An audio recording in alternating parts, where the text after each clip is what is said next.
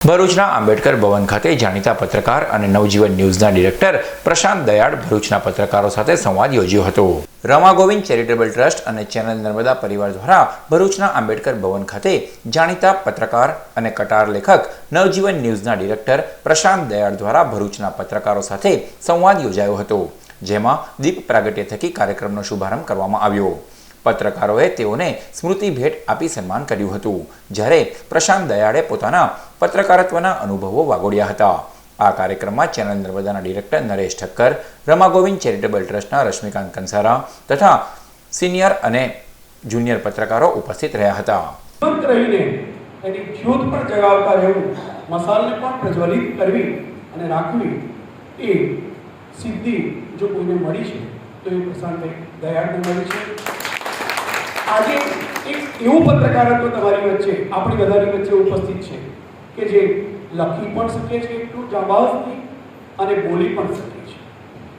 સરસ્વતીની સાધના સિદ્ધ તો થાય, પણ વાણી અને લેખન બંનેમાં એક સાથે મળવી, પ્રશાંતભાઈ આપની ઉપર પરમ કૃપાળુ સરસ્વતી માતાની અસીમ કૃપા છે અને અમે એને માણીએ છીએ, જાણીએ છીએ થોડું, પણ થોડું આપની પાસેથી વધારે જાણીએ છીએ।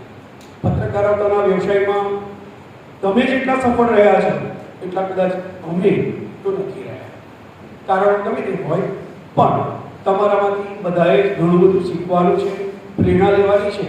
એટલે હું ઉદારે ન કહેતા એટલું કહીશ કે આપ એ પ્રેરણાના સ્ત્રોત બનીને અમારી સામે પ્રગટો, આપ વાણીથી વહેણ મૂકો અને અમે એને ગ્રહણ કરીએ।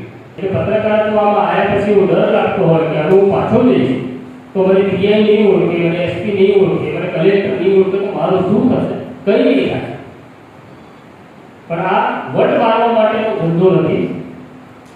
88 થી લઈને હમણાં સુધી કે મારા સ્કૂટર ઉપર કે મારી કાર ઉપર પ્રેસ નથી રહેતી। આપણે પત્રકાર છીએ એટલે આપણને કોઈ એક્સ્ટ્રા ઓર્ડિનરી પાવર પણ મળતા નથી।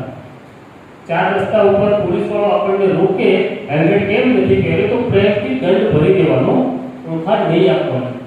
કારણ કે જો આપણે એવું કહીએ તો પત્રકાર છું, તો આપણને શરમ આવવી જોઈએ કે હું પત્રકાર છું અને પછી હેલ્મેટ નથી પહેરેલા માટે હું દાદાગીરી કરું છું અને એવું કહું છું કે જો પેલા 4 બીજા જાય છે એને કેમ હું નથી રોકતો? તો આપણે આ દેશના પહેલા તો નાગરિક છીએ, જે નિયમ બધાને લાગુ પડે છે। આજે ભરૂચ આવવાનું જે સૌભાગ્ય મને મળ્યું છે એના માટે રમા ગોવિંદ ચેરિટેબલ ટ્રસ્ટ અને નર્મદા ચેનલના સહયોગથી આજે જે કાર્યક્રમ થયો, આમ તો ભરૂચ મારું સાસરું છે, ભરૂચમાં નિયમિત આવું છું, પરંતુ આજે ભરૂચના પત્રકારોને મળવાનું થયું, ભરૂચના લોકોને મળવાનું થયું અને ભરૂચના ખેડૂતોને મળવાનું થયું અને સંવાદ થયો। કારણ કે સંવાદ ખૂબ જરૂરી હોય છે, સંવાદ માણસને બદલે છે અને આજે આ માણસ બદલવાની પ્રક્રિયામાં હું સહભાગી થયો તેનો મને આનંદ છે। ભરૂચના પત્રકારોનો પણ આભાર।